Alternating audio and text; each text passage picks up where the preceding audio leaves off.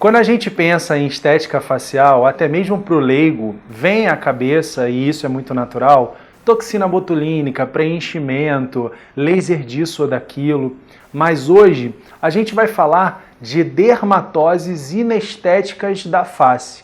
Probleminhas bastante comuns em dermatologia, mas que sem dúvida alguma causam muito mais comprometimento estético do que significam, na sua grande maioria, questões verdadeiramente clínicas. Vamos falar então um pouquinho sobre essas dermatoses.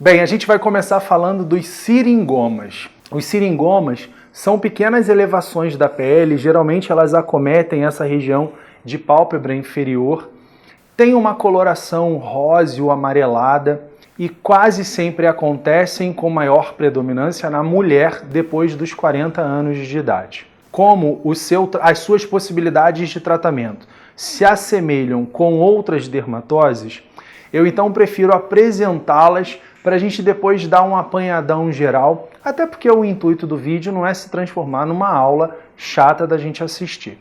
Então a próxima dermatose que eu apontaria, e muito comum na população, é a hiperplasia sebácea, ou também chamada de hiperplasia sebácea senil. Também se caracteriza por pequenas elevações na face de 2 a 4 milímetros, portanto de tamanhos muito parecidos com o seringoma, com uma coloração um pouco mais amarelada, que pode ocorrer em outros lugares do corpo, mas com grande predomínio também na face, e especialmente após os 40 anos de idade. Uma variante dessa hiperplasia sebácea é a dermatose papulosa negra, ou dermatose papulosa negra de Castellani, ou dermatose papulosa nigrans, ou simplesmente DPNs, que seriam essas elevações da pele de 1 a 4 milímetros, um pouco mais elevadas, de coloração um pouco mais acastanhada, de ocorrência também predominantemente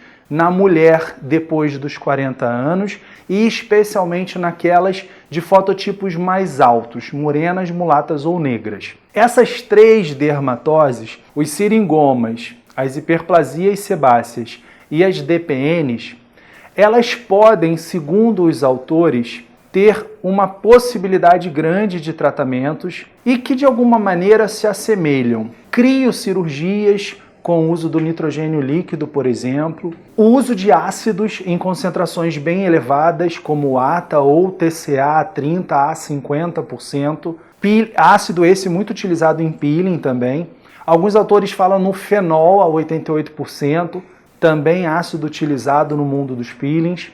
É muito comum para essas dermatoses o uso da eletrocirurgia, o bisturi elétrico com eletrocuretagem, às vezes a extração com uma tesourinha bem delicada, e quase sempre o que se observa para essas três dermatoses é a não necessidade de pontos de sutura. Quase sempre elas cicatrizam espontaneamente por segunda intenção, que a gente chama. Quer dizer, aquela casquinha, ela vai cicatrizar espontaneamente, claro que tomando-se os devidos cuidados. Seguindo nessas dermatoses que causam inestetismos, a gente então teria que agora falar dos xantelasmas, que são depósitos de gordura, quase sempre também muito observados ao redor dos olhos, pálpebra superior ou inferior. A gente pode dizer que, de um modo geral, está relacionada aos distúrbios de gordura no sangue, mas isso, segundo alguns autores, se aplica a 50% das pessoas. Então, uma metade que tenha xantelasmas, que tenha as lesõezinhas bem amareladas, elevadas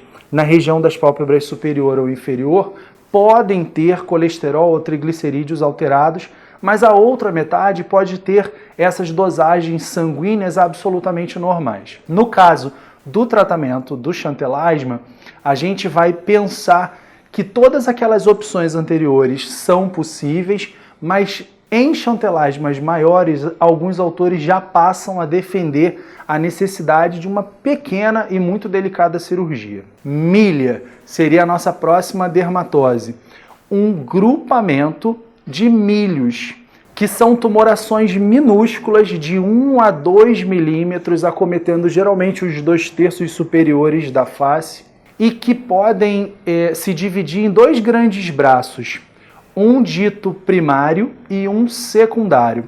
O primário é esse que se apresenta quase sempre nos 2/3 da face, às vezes em região genital, e o secundário sempre secundário a algo, a doenças bolhosas, a queimaduras, a dermabrasões, ou às vezes até mesmo alguns lasers usados em cosmetria. O seu tratamento é bem simples, é nada mais do que furar, espetar com toda a cautela, com uma agulhinha devidamente desinfetada e expressar o conteúdo queratinoso que é decorrente da obstrução tanto dos folículos pilosebáceos quanto das glândulas sudoríparas. Seguindo adiante, a gente falaria agora dos pólipos. Com relação aos pólipos, estão compreendidos os fibromas moles, os acrocórdons e os molúsculos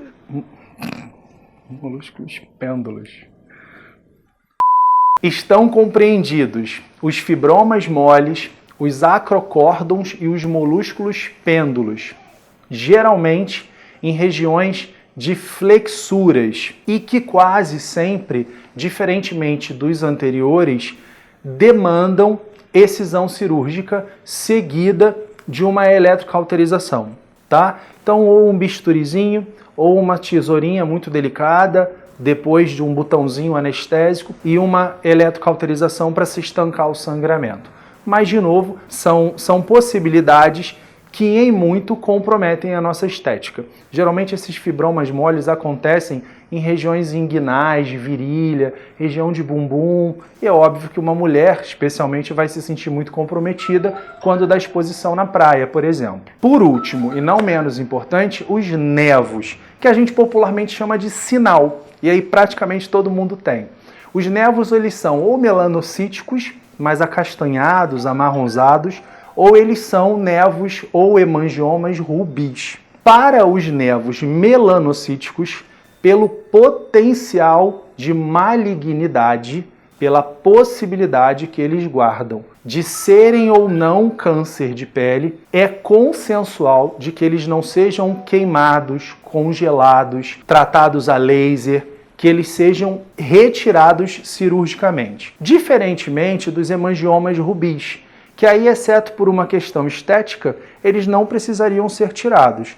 Mas caso se decida fazê-lo, o uso daquelas opções prévias. Ácidos, nitrogênio líquido, lasers ablativos, que é uma coisa que eu esqueci de comentar, mas ele é muito bem-vindo em todas aquelas outras possibilidades, dermatose seborreica, chantelagem, seringoma, e aqui também. O que eu quero nesse vídeo mostrar é que essas dermatoses que estão aí, espalhadas pela população, numa ocorrência absurdamente grande, elas quase sempre não vão ser atendidas num sistema público de saúde que a gente, infelizmente, sabe estar cada vez mais sobrecarregado. E aos consultórios privados, aos consultórios de dermatologia e de medicina estética, os indivíduos vão apresentar essas condições como sendo a sua queixa inestética.